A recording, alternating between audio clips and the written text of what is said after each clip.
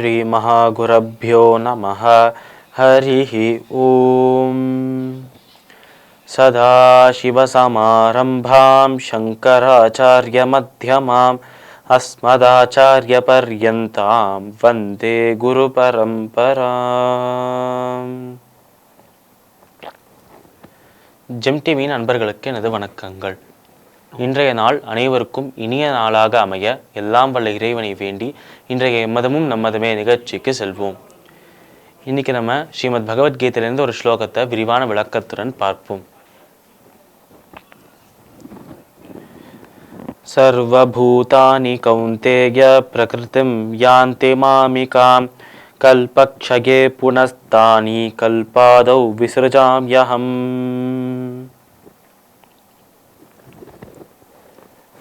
இந்த ஸ்லோகம் ஸ்ரீமத் பகவத்கீதையின் 9வது அத்தியாயமான ராஜவித்யா ராஜகுஹ்ய யோகத்தின் 7வது ஸ்லோகமாக இருக்கு. இதில் நம்ம கிருஷ்ணர் அர்ஜுனையை பார்த்து கூறும் விஷயங்கள் போன ஸ்லோகங்களில் அவருடைய அந்த மகிமையை பற்றி அழகாக விளக்கி சொன்னார். எப்படி இந்த ராஜ வித்யையின் மகிமையை சொல்லிட்டு அதே சமயத்தில் என் மேல நம்பிக்கை இருக்கிறவர்கள் என்னையே அடைவார்கள் என்றும் சொல்லி இந்த மாதிரி அனைத்திற்கும் படைப்பவனும் காப்பவனும் அழிப்பவனும் நான் தான் என்ற அந்த உண்மையை உணர்த்தினார் நம்ம கிருஷ்ணர். அதன் ஒரு தொடர்ச்சியாக இந்த ஒரு ஸ்லோகத்தில் மீண்டும் ஒரு முறை நமக்கு அதை ஞாபகப்படுத்துகிறார், ஞாபகமூட்டுறார் நம்மளோட கிருஷ்ணர். அப்படி சொல்லும்போது இந்த இடத்துல அவர் சொல்றது, கல்பத்தின் துவக்கத்தில் உயிர்களை படைப்பவன் நானே, அந்த கல்பத்தின் முடிவிலும் அந்த உயிர்களை அழிப்பவனும் நானே என்று சொல்றார் அவர். கல்பத்தின் தொடக்கத்தில் உயிர்களை படைப்பவரும் அழிப்பவரும் இவர்தான் என்று சொல்றாரே, இதற்கு பொருள் என்ன என்று ஒரு சந்தேகம் வரலாம்.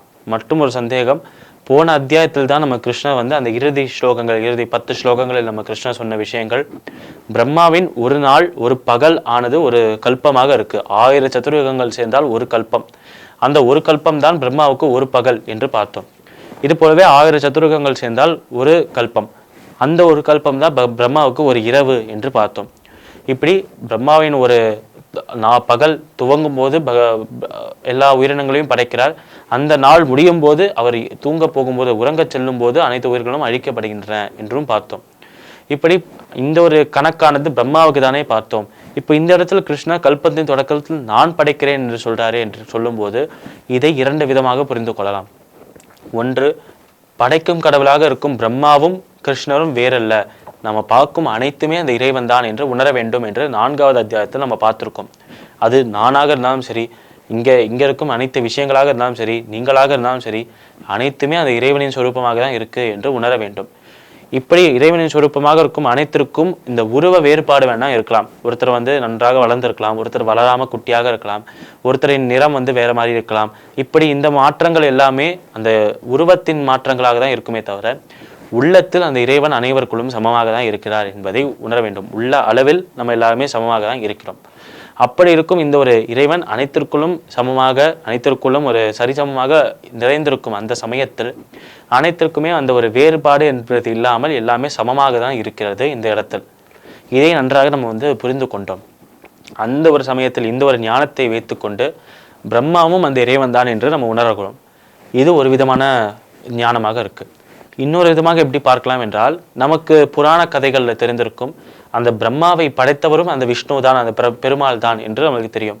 பெருமாள் அந்த ஒரு பார்க்கடலில் உறங்கி கொண்டிருக்கும் போது, பள்ளி கொண்டிருக்கும் போது அவரின் நாபியிலிருந்து தோன்றிய அந்த நாபி கமலத்திலிருந்து உதித்தவர் தான் பிரம்மா என்று நமக்கு தெரியும்.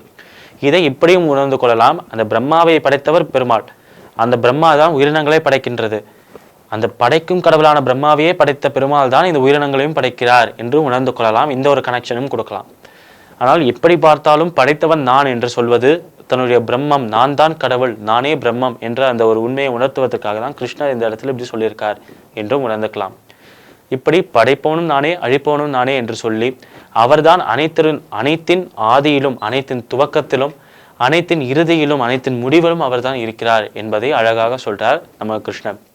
இந்த ஸ்லோகத்திற்குண்டான விளக்கங்கள் இதுவே. ஸ்ரீமத் பகவத்கீதையின் 9வது அத்தியாயமான ராஜவித்யா ராஜகுஹ்ய யோகத்தின் 7வது ஸ்லோகத்திற்குண்டான விளக்கம் இதுவே. மீண்டும் நாளை சந்திப்போம். நன்றி, வணக்கம்.